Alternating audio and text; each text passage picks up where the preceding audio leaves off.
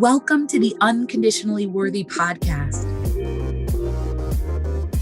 I'm your host, Dr. Adia Gooden, a licensed clinical psychologist who believes deeply that you are worthy unconditionally. Hello, and welcome to another episode of the Unconditionally Worthy podcast.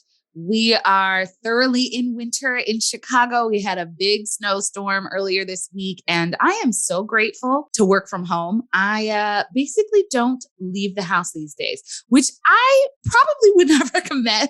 It's probably not the healthiest thing to not be getting outside, but hopefully I'll get myself out and taking walks again sometime soon. But with all the snow on the ground and probably some ice, I'm going to try to be careful, and I'm going to give myself the excuse that I'm pregnant, so it's okay. I have been working out though, so I'm getting a little movement even though I'm staying inside. And I've also hit this sort of sweet spot in my pregnancy where I'm like enjoying it finally. You had asked me in the first trimester or even the very beginning of the second trimester, I was like, no, my body does not like this, but I'm feeling pretty good and I'm enjoying it. I'm 1 week away from trimester 3. So we'll see what that has to bring. At any rate, I'm excited to share this episode with you today. I talk with Dr. Ayanna Abrams. She is a psychologist. She has a wealth of information, a wealth of wisdom related to Black women, related to Black couples and doing couples therapy. And we talk about all of those things, as well as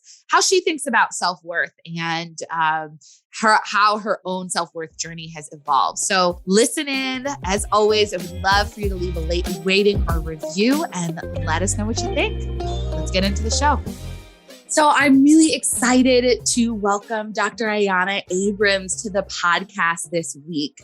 Dr. Abrams is a licensed clinical psychologist in Georgia. She is the CEO and founder of Ascension Behavioral Health. She enjoys providing culturally relevant mental health consultation and creating training workshops for organizations, schools, churches, hospitals, and other media who look to improve how they understand and talk about mental health and wellness. In her practice, she works with individuals, couples, and groups to assist with mental health functioning and overall relationship satisfaction and wellness. Dr. Abrams has been featured in the New York Times, Essence, Allure, and Mind Body Green, as well as Afropunk, Peace of Mind with Taraji on Facebook Watch, Therapy for Black Girls, and Silence the Shame.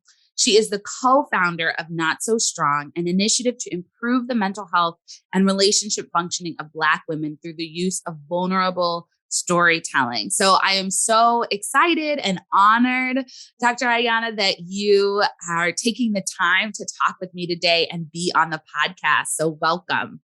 Absolutely. Thank you for inviting me and thank you for having me. Wonderful. So I'd love to start our conversation where I start with all of my guests, which is by asking you to share a bit about your own self-worth journey. Mm-hmm. And I remember when I first was looking at a list of questions, I was just like, oh, the easy, hard answer, right? It's just a whole lot of therapy, right? It's just like, it took me getting some assistance, outside of myself, right? To be able to like reconnect and kind of come back into myself. As I've noted in kind of the various spaces in my bios, I'm the daughter of Caribbean immigrants. So being born and raised in the US to parents who were new to the US, a lot of that stuff can get really fragmented, right? About how I understood myself. If I saw people who looked like me, who sounded like my family, who did the same things, who had the same kind of rules, and there wasn't much of that around me. So I think that can really begin contributing to this kind of distanced sense of self, right? Because I didn't have like much grounding in like, oh, okay, this is kind of the clear part of you that exists in all these different spaces that wasn't as actively fostered for me. So I didn't start kind of coming into even understanding what self-worth was as something that I could actually like work on and figure out and learn and contribute to until I was a bit older, which I think happens for a lot of people moving through adolescence and young adulthood, trying to figure some things out. But it really wasn't until I got into my current therapeutic relationship with the psychologist who I see that I was actually able to get just active practice at that and really looking at when I became detached from that. Had I ever really developed it right? In the first place, am I like putting pieces together of something, or am I now creating it? And for me, and I think for a lot of other people, it's a bit of both, right? That there are some things that have been created along the way. And in adulthood, you're learning kind of what works and what doesn't work. But therapy has been the main space that's allowed me to actually just like really focus on that, because the world has its own way of pulling you away from yourself. So yeah. Are there things in particular that stand out to you in your own therapy that have really helped you to reconnect with the fact that you're worthy? Specific things around, without me getting a whole soapbox about capitalism, right? Like, what does it mean in terms of how I understand, relate to, connect to certain identities that I have? So my identities as a daughter of Caribbean immigrants, or my identity as a psychologist, or my identity as a Black woman, or my identity as, someone who is agnostic, right? What does it mean, one, for me to even name those identities, see how congruent they are for me, and then what kinds of spaces am I in that either support those identities or create some distance between me and those identities, right? What are the spaces, and always looking at what are the spaces and the relationships that I was willing to be in that either supported those or detracted from me connecting to those identities, and really looking at what kind of energy I was surrounding myself with, what I was ingesting in terms of news and media. What was I telling myself about my role in people's lives or in the world? And oftentimes that's always my work, is like this narrative that I have of myself as it relates to this person or that position or that venture or something like that. Always coming back to, well, what are you telling yourself before you say yes to something?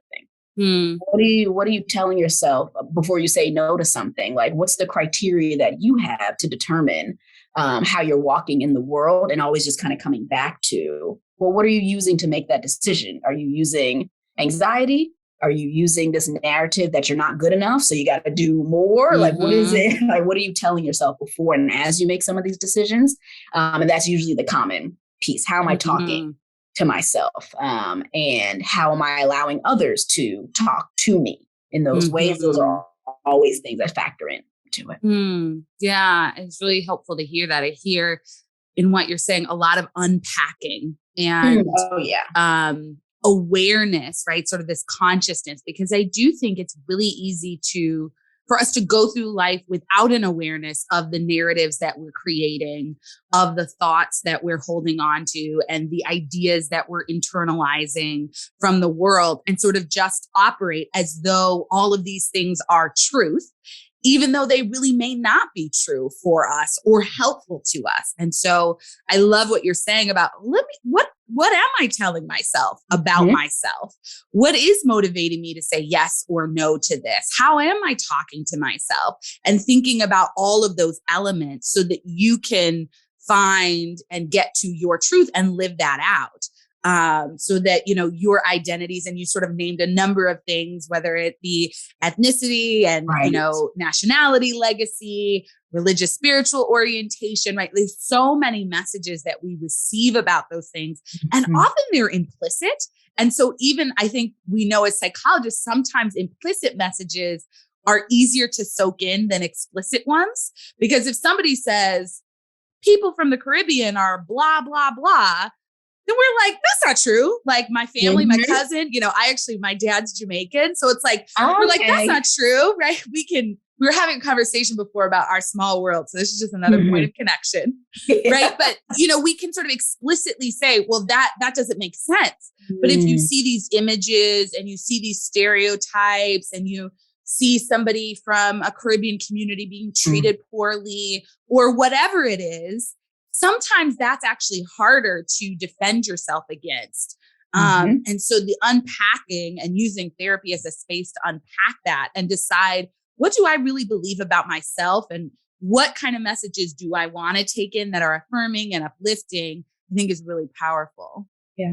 That a lot of my work, and I think a lot of work with regard to self-worth, is about discernment and curiosity. Right. You being able to discern, like, oh, it's so ingrained that sounds like it's my voice who's saying all those things about myself. Right. And having spaces and having kind of this curiosity enough to unpack, like, what if that wasn't your voice? What if that no longer has to be your voice? Can you change that? Can you rewrite the narrative?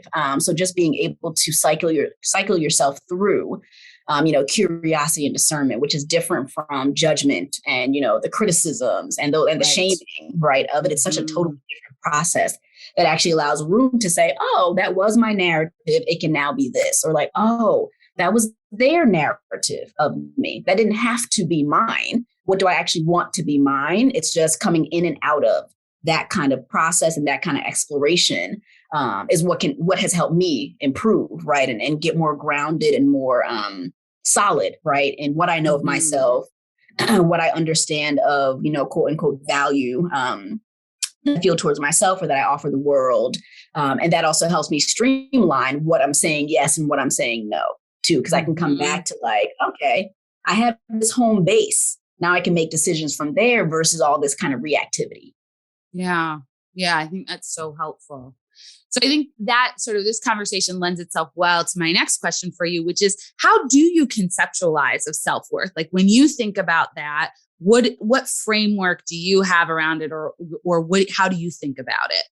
Yeah. And I think it's a great question and how I've always understood and how I continue to understand self-worth is that kind of home base, right? What is your own understanding, insight, awareness about your worthiness in the world and worthiness as it relates to different aspects of your life, right? So there is, worthiness that you find in relationships. There is love and romantic love worthiness. There is career worthiness, right? But what is your narrative that you have about your own worthiness and or deservedness, right, in the world? And oftentimes, right, and what we learn, particularly in this hemisphere, is that's related to a lot of external factors, right? That's related to productivity and output and how much you do for other people and how much you like sacrifice and neglect yourself for other people, and being able to retrain yourself that who are you before those roles? Who are you without those roles? Kind of what's the narrative that you have about your own sense of worthiness and deservedness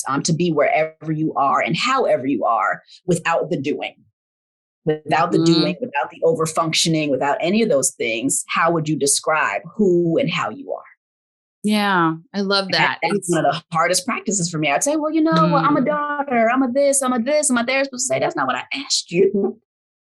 Right. It's the roles. It's the roles that, that we're socialized into, that we're affirmed for, right? That we're validated. I'm a good student. I'm a good this, I'm a good, whatever, right? I embody this role. And it really does. It is sort of, I would say, countercultural to slow down enough to connect to the being parts of ourselves that aren't about the roles. And I like to think about the roles as containers for how we show up in the world, but not, not the whole thing. So one of the things with the framework I think about this in, and I'd love to hear your thoughts since you're also a therapist, which is that when I do my best work as a therapist, when I'm less focused on the role and the tasks of like, what is a good therapist supposed to do? Right. And yes, there are frameworks, there are guidelines, right? I'm not saying I throw all of that at the window, but my most effective work with clients is when I am being with them.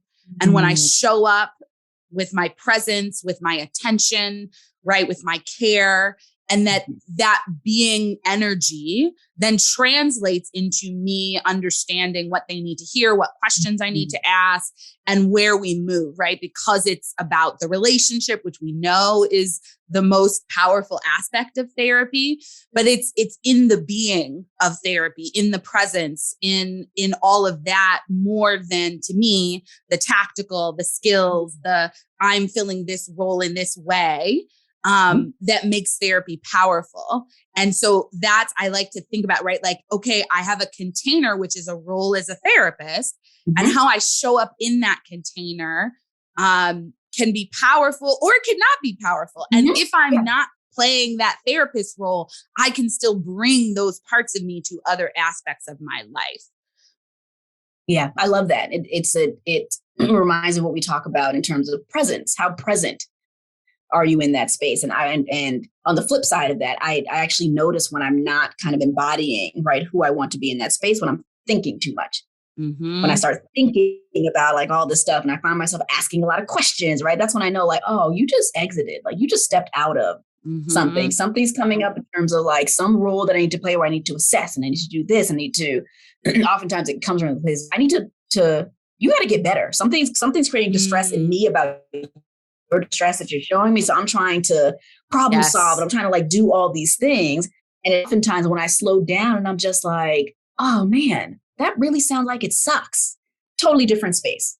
Totally different space that we're in. I am less anxious. They might still be anxious because I'm not trying to remove that from them, right? But that is also why the therapeutic relationship is very different. That's why they call it one of these, atypical social relationships. It's not like your friendships and your relationship with your family where they will do all those kinds of things, right? We are trained in the being of this. Can you, or how can we hold space with people? And if we don't already know how to do that and say like, oh, this relationship, by of us committing to being here in this moment is the work, right? If I can't honor that and get in there with that, I also can't help them. I'm doing the same thing they're doing in their heads, trying to make it go away, trying to do all this stuff. I'm doing the same thing that mama did to them. Like this is not helpful, right? For them. Obviously, at some point we get more structured and we can talk about different strategies and all that kind of stuff, right? But that gets into those kinds of things tend to get in the way of the being. And then not being able to be gets in the way of the empathy. And oftentimes that's what people are looking for. Can you hear what I have to say? Can you hold this, therapist? Can I say all my worst, darkest, scariest, whichever stuff, and you can hold it? And that's what we're wanting to show them. And that requires a being to say, oh, yeah, doesn't mean I'm not affected by it. Doesn't mean something's not happening internally. Doesn't mean that I'm not even maybe getting activated externally, depending on what you're sharing, but I can hold it and also model that for you. So I know that when I'm starting to think about more questions to ask more questions, get super like concrete, like all this stuff, I know like, oh, you're getting disconnected. You got to come and like slow this whole session. You got to slow this session down. So it's a really helpful cue to use when I find myself starting to do, then not being something just got, button just got pushed for me.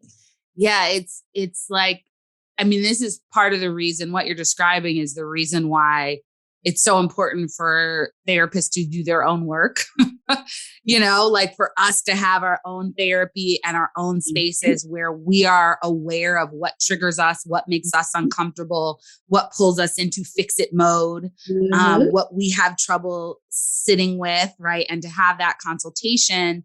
And it's also, I think, what's often misunderstood about therapy. And I think in some ways how people are most helped, right? Because so often we hear sort of the common narrative out in the world, social sphere, like, well, I don't know what to say, or like, I'm just going to give them advice. And basically then you get frustrated because they're not going to take your advice. You're annoyed and you're annoyed. And people are like, well, how is therapy going to help? It's just talking. And it's like, well, it's not just talking. Right. We didn't, get our doctorates for just to chat with you. Yes. I don't have all these loans to be a little friend. Right. I hope that's not the only thing I learned. But it, you know what I mean? It's this holding space, which is this abstract piece and part of it. And I do think this relates to affirming someone's worthiness is even when you tell me the worst thing, I'm not going to run away from you. Right? I'm not going to end the session early. I'm not going to say, okay, well, just cope with it in these three strategies and then it'll be fine. Right? That I'm going to create space in myself to feel like, oof, like I am so sorry that you're going through that. And I'm going to give you space so that we can sit here. And I'm going to say, I'm here. I may not even know right now how to help you out of this. But what I do know is I'm here with you in the muck and I'm not running away and I'm not scared. And I think you're worthy of me showing up for you and with you, even in this worst thing you think you could possibly tell me moment, right? And that there's so much power that's communicated right? That's beyond the like, well, let me just give you some tips and tricks to, manage this, and whatever it is.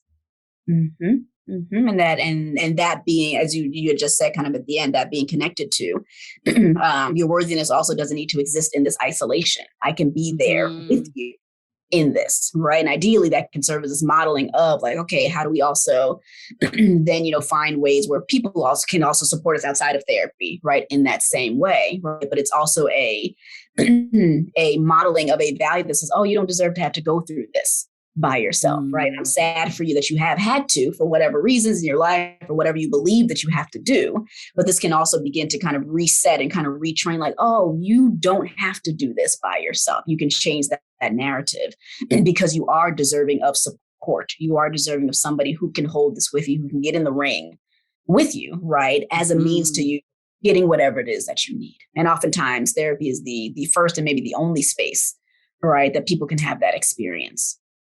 Yeah. This is making me think about, the initiative you have, Not So Strong, right? Which is in support of Black women. And I think for Black women, it often feels like a luxury to just be.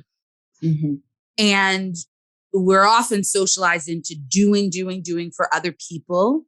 And that there isn't that much room for being vulnerable, for slowing down, for acknowledging the hurt and the pain. And so I'd love to hear just a little bit more about how you think about that initiative and how you think it's, helpful for Black women in particular. Yeah. And I think, literally that's how Not So Strong came about. So, Dr. Kim, she is a psychiatrist up in Charlottesville, Virginia. We are best friends from college. And we were just having a mundane conversation. I think she was talking something about her kids. Something was going on. And at some point in the conversation, I think she had said something like, man, I wish I didn't have to be, this strong all the time. I was like, I wish there was room for us to be not so strong all the time. And I was just like, I know I might be like a serial entrepreneurship, but that sounds like something. Like that sounds like, so we weren't thinking about this in a like clinical way, but just out of this experience of like, hey, you get to be not so strong with me. And we might be the only people in which we can talk about this in this way, but we know that we also deserve more, right? Than it having to be only this kind of a conversation.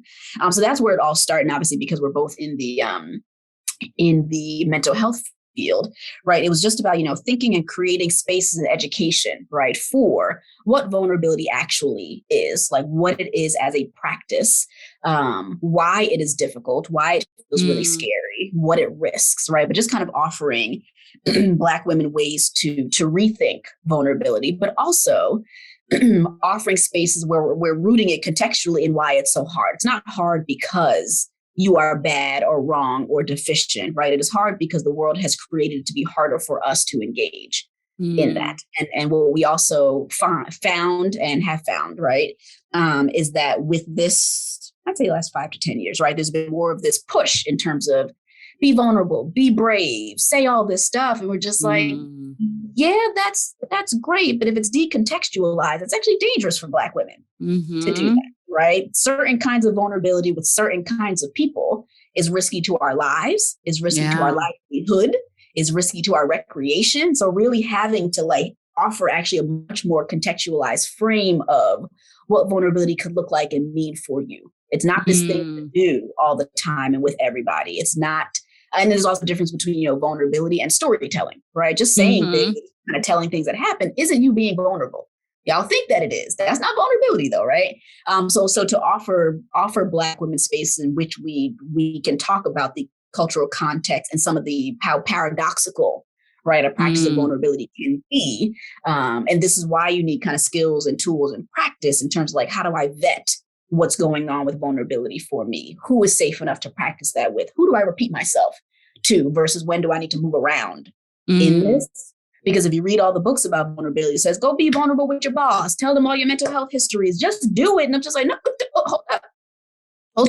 Not just you, not just yet, right? So let's talk about this. Let's think about this. So it's been a really, really beautiful way, not only for my relationship with my best friend to even deepen, but also to provide women some more space, women and femmes some more spaces. And there's also a reason that we specifically focus on vulnerability in platonic or familial relationships with Black women, because the world constantly talks about romantic love, right? And kind of has romantic love on this pedestal as that's the kind of love that makes you worthy, right? Particularly for Black women, if you are not in proximity to a man romantically, right, then you are not successful. You are not this, you're not this. So we said, you know what, the world is doing enough work in that realm. And what has always been the safest space for Black women has been other Black women.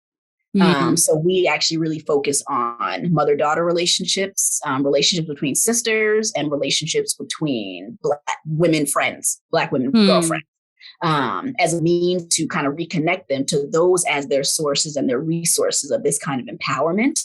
Because what we see clinically, what we see in the research, right, is that oftentimes, because those relationships aren't as prioritized and romantic relationships are prioritized, when those romantic relationships get murky and get muddy, Black women also don't have a lot of people to talk to about it because they haven't cultivated strong relationships with platonic Black women in their lives. So now they're more isolated, they're more at risk, right, for self-harm, they're more at risk for depression, anxiety, all of that stuff. So we see the full cycle of the importance of being able to be more rooted and grounded in those kinds of relationships as you can, depending on what the relationships are and all that kind of stuff, to actually help support Black women as they navigate other relationships in their lives versus the other way around, which society always teaches us. Focus on finding a romantic partner and that's all you need, versus like, no. Black women have always needed each other. Always, and that's not going to stop now. So how do we help Black women repair and kind of create and recreate those kinds of relationships in their lives? I love the nuance that you all are adding to this topic and conversation of vulnerability and the specific sort of centering Black women in that conversation. And I also love that you're centering non-romantic relationships, which are so important. And I think, you know, you do couples therapy. I'm going to ask you a little bit about that. I've done couples therapy I do couples therapy. And, you know, we know that relationships do not thrive. Romantic relationships do not thrive when either partner is isolated and is depending on their partner for everything, right? And they have no friendships and they have no connections outside of their relationships. It's sort of this fantasy that we have created in modern American culture, but it's really not helpful. And so, yes, I love that you all are sort of helping people to think about what this looks like and also provide tools, because I think, you know, one of the benefits of social media is that we can sort of get people to think about a lot of different topics in a simple way.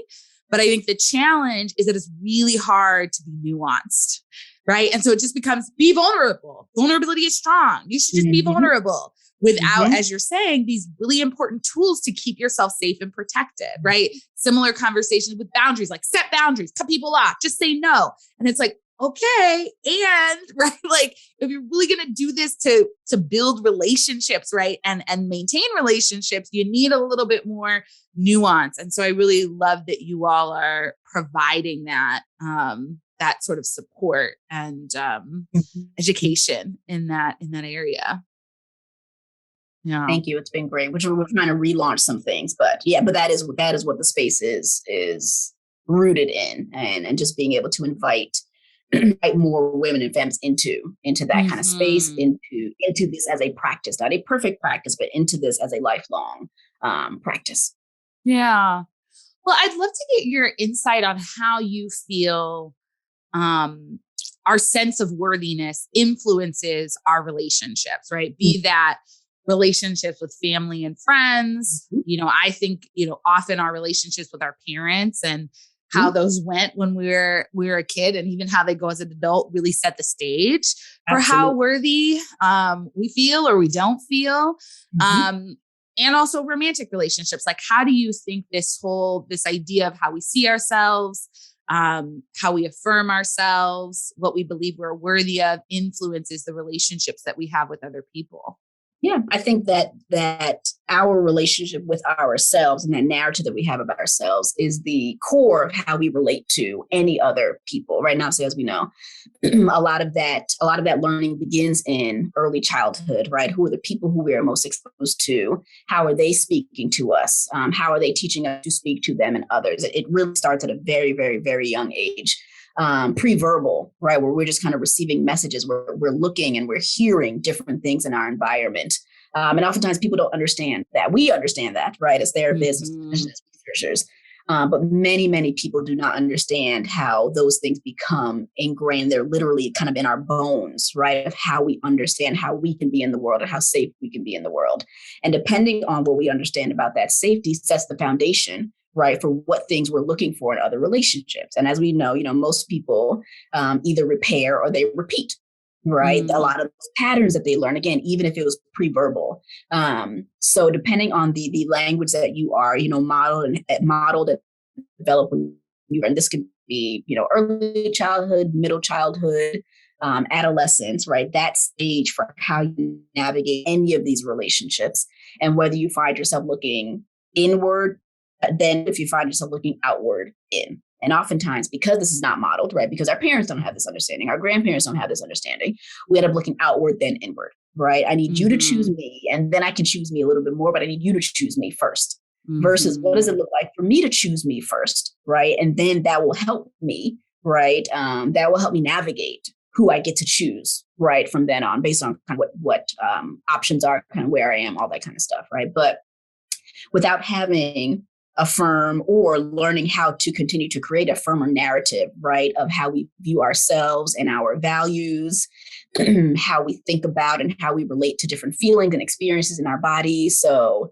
for instance, if you have never learned to really listen or kind of look at your vital signs, right, as part of how you take care of yourself. So if I'm not paying attention to the fact that I'm tired or I'm hungry or I feel lonely or I feel agitated, right, if I'm not learning that at a young age, those are not things that I'll be paying attention to in terms of, how do I feel when I'm with this person? How do I do? I feel, a bit more like tense. Do I feel, right? If I don't know anything about using that as a cue that tells me like, I get to feel different than this, right? I'm worthy of feeling different than this in these kinds of relationships, then we don't do anything about it. We can't set boundaries in a different way. We can't ask for things to be different. We can't even name our feelings, right? And say that, hey, I'm feeling this way. I don't want to feel that way anymore.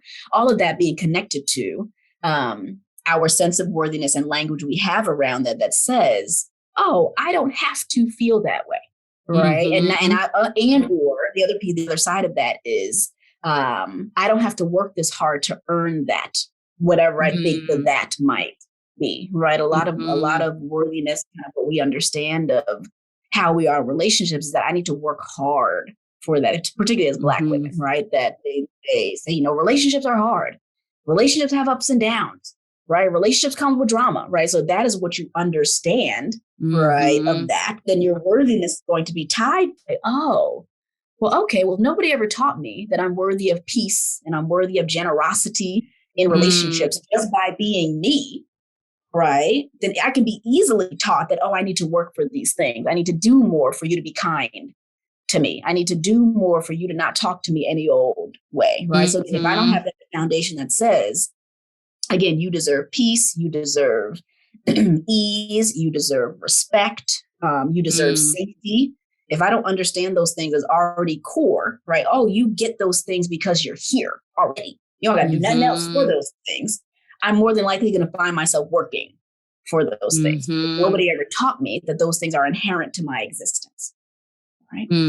So your relationships begin replicating, or kind of not replicating, your relationships begin reflecting, right, this work that you think that you have to do in order to get those things, right? So again, if without having that kind of foundation, that kind of grounding, that I get to feel like this because I exist without any work, right? That is worthiness. I'm worth those things. I'm worth having those experiences. I deserve those experiences without having to do for them. We're already setting our relationships off on the right path, on the wrong path, right? Other people then begin to dictate what worthiness is for me. It doesn't leave us. It doesn't leave us in more of that control. We're now dependent on other people to determine for us, and we know that just sets us up on a cycle. If you're dependent on other people for some of those things, you will always be dependent on other people for those things. Yeah. And I think it also sets you up for feeling like if somebody isn't giving me this thing that I want, that means I'm not working hard enough for it. Or that means I'm not good enough for it. Or it means I need to do more. right? Like I remember before I really embraced my unconditional self-worth, being in relationships and feeling like, I got to do this. Okay, well, I'll try that. I'll try that. Right. Like it was sort of this achievement.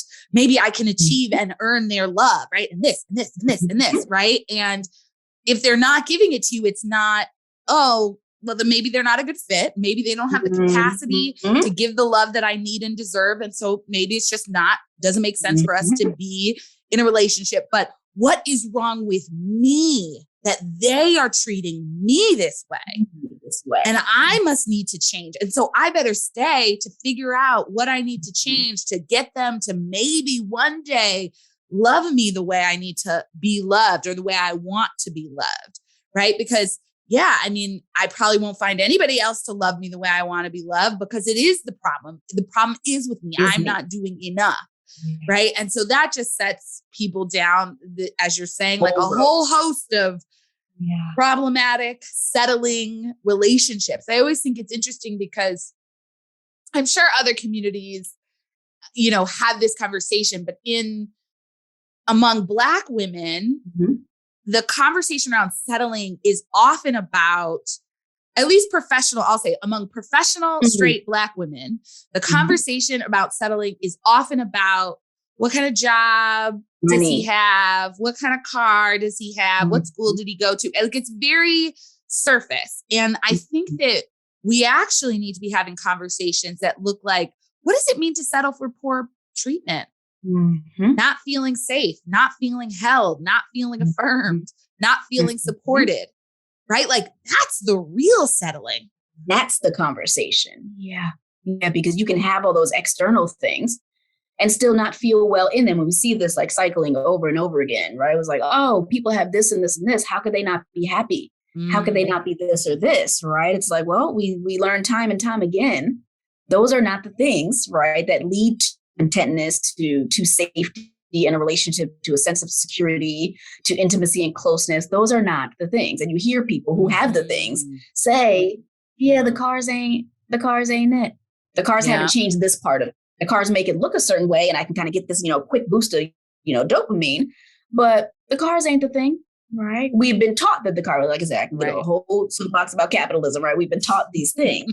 Which means we end up looking for the things that aren't actually fulfilling to our souls and to our spirits, right? That is related to safety, intimacy, closeness, right? Feeling seen and feeling heard, particularly as Black women, feeling seen and feeling heard in this relationship, right? And I think the other piece of that is that if we are not able to recognize and understand our own worthiness, it also makes it hard to see other people's worthiness. Right. So all that stuff gets really conflated and really blurred. Right. So we end up projecting a lot of that onto other people that, your worthiness is also by what you do for me and do in this way and have and buy and all that kind of stuff. So it ends up with a lot of people in relationships, right, who don't understand, right, these kind of nuances and kind of the underbellies of worthiness. And like, they are also enough as they are. And I imagine that if more people were able to believe that about themselves and believe that about other people, there would be less of this fight for us to be in this way where like, no, we need to be together versus, no, they're enough as they are. I have other needs than what they're able to offer me. They're not any less enough, though. They are enough as they are. What they are offering in this relationship might not be enough for me, but they are enough. Just as I am enough. And what I'm offering in this relationship might not be enough for them. That doesn't change our enoughness. Right. And oftentimes people get that conflated, right? I can be enough and not offer enough in this relationship to you. I'm still enough. I do not have what you need. Fine, right? But again, when we do not understand worthiness and enoughness, it then turns into, I'm not enough for you. You are not enough for me. And that sends us all, again, shame spiral, all that kind of stuff. Right? Being able to separate my enoughness can also be very separate from, again, the relationship's enoughness for you. I'm still worthy. I'm still whole. Right. I'm still here. I still deserve all these things. But what you're able to offer in your enoughness to me isn't enough. And those are two different layers of enough. Right. And it really complicates the easier narrative, which is he's toxic. Oh, don't. She sucks. Don't get me started. I'm awful. Right. Because it's easier. Narcissist.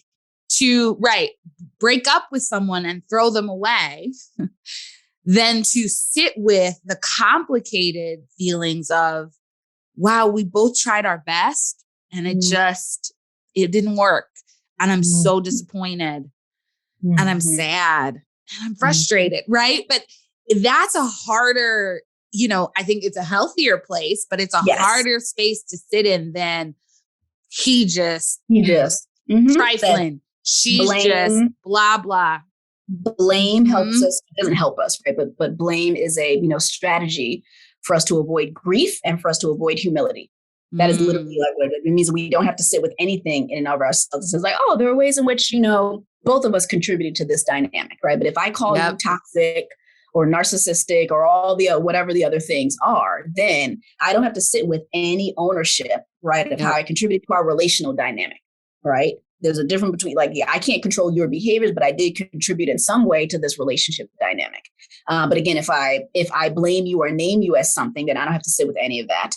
And I don't have to grieve any of this, right? It just means I get to blame it on you and that's it, right? But also without grieving means we're also more than likely to react and try to stay in this thing. Me avoiding grief is trying to now convince you to be less toxic and less all this kind of stuff versus what would it look like if you grieved that this does not work and we tried our best and that's what relationships are about. This is why they are risky, right? And again, all of that goes and kind of circles around ourselves in that same way. Well, I think, I wanted to ask you about your expertise in emotionally focused therapy. So I know you contributed to a book, contributed a chapter to a book on this and a book on emotionally focused therapy or EFT for African-American couples in particular. And I'm wondering sort of how some of the things that we're talking about, how you use EFT to support Black couples in navigating some of these challenges. So first, if you could start by just like a very small overview. I know where, it's like we could take a whole semester long course or a couple on EFT, right? But like a very small overview so the listeners who are like, what is this, right? Have a sense. And then if there are any sort of strategies or practices that you think about or frameworks that are helpful for couples or people navigating relationships, whether romantic or otherwise, that you can share. Yeah. So in a quick way, right? What I would describe emotionally focused couple therapy as a modality or kind of a treatment theory that uses our emotional experiences as data, right, to help us better understand our needs in relationships and better understand how we behave to try to get those needs met. And without understanding those things, we end up reacting, right, and kind of demanding, kind of doing things to try to get our needs met. But we don't have much clarity, right, around that. We don't have much insight around that. And it means that we don't communicate that effectively, right, to our partners who we want to be in relationship with. So what emotionally focused therapy really helps couples with is like getting down to like the bare bones of like what's happening under all of that stuff. Because what you're doing and what your partner's seeing is that you're yelling, is that you are crying, is that you are slamming a door, is that you are hanging up the phone, you're calling them names, is that you're icing them out by not talking to them, right? But neither of you have much language for what's happening under all that and where they came from in the first place.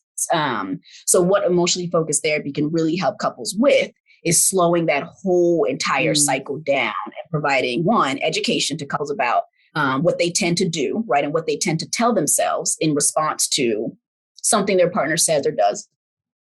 Them understanding where that comes from for them. So eventually as one of the phases or stages is that we then connect that to when that began, like what was going on kind of before that predated this relationship where that became to be your strategy of this. And with that kind of insight, really helping partners recreate this narrative. And oftentimes what we see in EFT is that when your partners have more of an understanding of the vulnerability that's oftentimes behind some of these behaviors, the fear, the anxiety, the all that stuff, they can really soften and say, oh, well, this is much more dramatic than actually. So let me find a different example. I didn't know that you hung up the phone because that reminds you, right, of like abandonment stuff with your mom. I had no clue that those two things were connected. I would never want you to feel abandoned. I didn't know that's what happened. I just thought you had an attitude and you were controlling, right? So it really offers up this whole picture, right, of who and how our partners came to be. And then it allows us to as a couple, to kind of to focus or kind of refocus on, given all this information, does this still work for me now, essentially? And not unfortunately, but as we know, socially, historically, politically, many of these psychological theories were not made with Black people in mind and Black culture in mind. They didn't take into account nuances of history, the impact of enslavement, the impact of racism and misogynoir, the impact of violence on our communities, the impact of trauma. None of these theories really have a root at.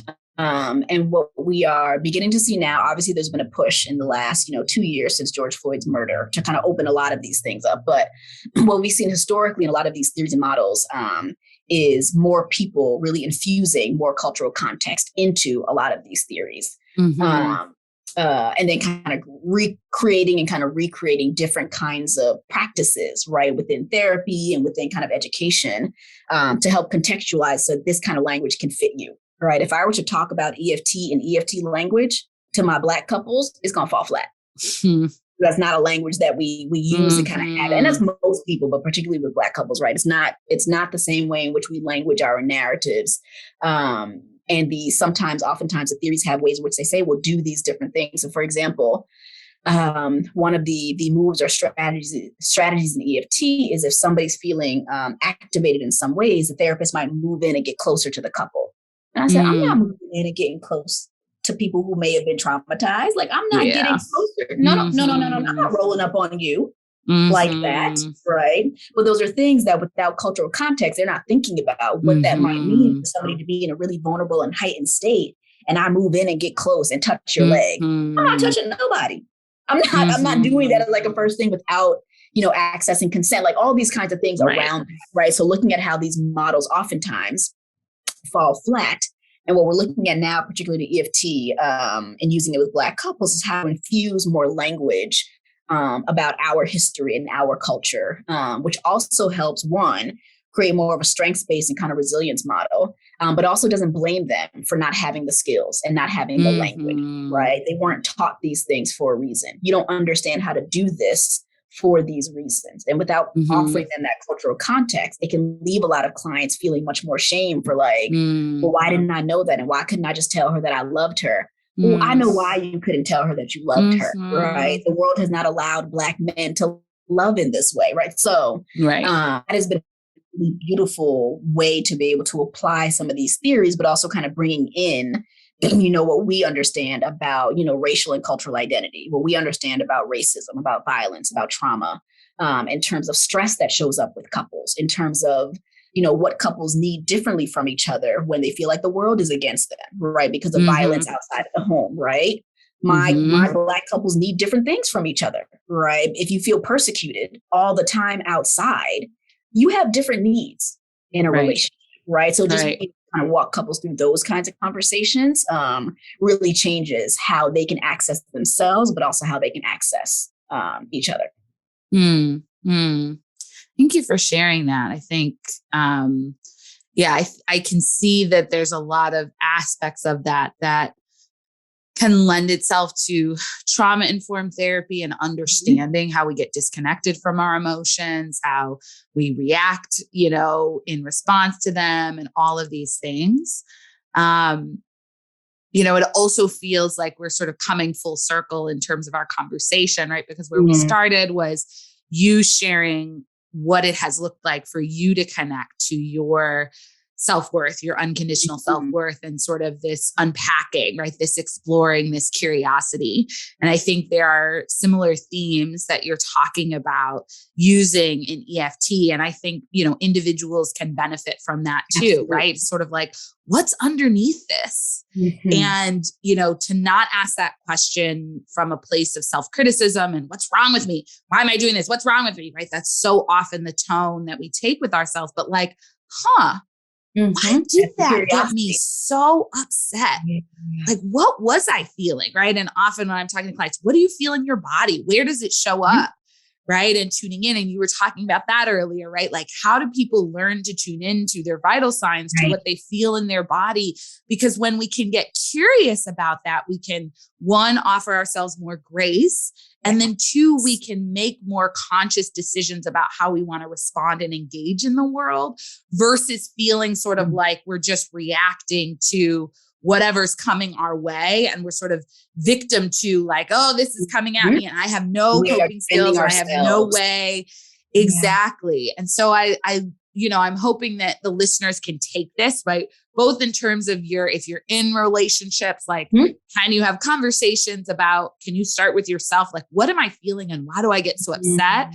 Right. And then with yourself, right? Like to offer yourself that curiosity and that, what is underneath this? Where is this coming from? And I do think that often when we're really upset and activated, it's connected commonly to a sense of maybe I'm not worthy. Maybe I'm going to be rejected. Maybe I'm going to be left. Maybe this is a reminder, right? Like it gets very sort of visceral because it feels like such a threat.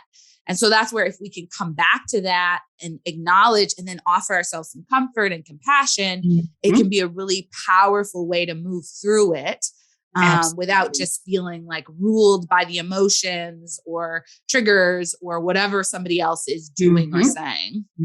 Absolutely. That the narrative you were just sharing about that enoughness, that, hey, even though this is happening, even though we're in conflict, even though, I don't feel great about them right now, I am still enough. I am still worthy. I am still whole, as part of their kind of, we call it like a de-escalation practice, right? How do you de-escalate yourself when you do get really riled up, right? Because without that kind of grounding, without some of those skills, we end up reacting to more. If I'm worried that I'm about to be rejected by you, I might get more controlling. I might get more demanding. I might pursue different things, right? If my worth, right, and my enoughness is connected to you doing these things, of course I'm going to get totally thrown off when you can't do those things. And now I'm left in this, gap of I can't control them.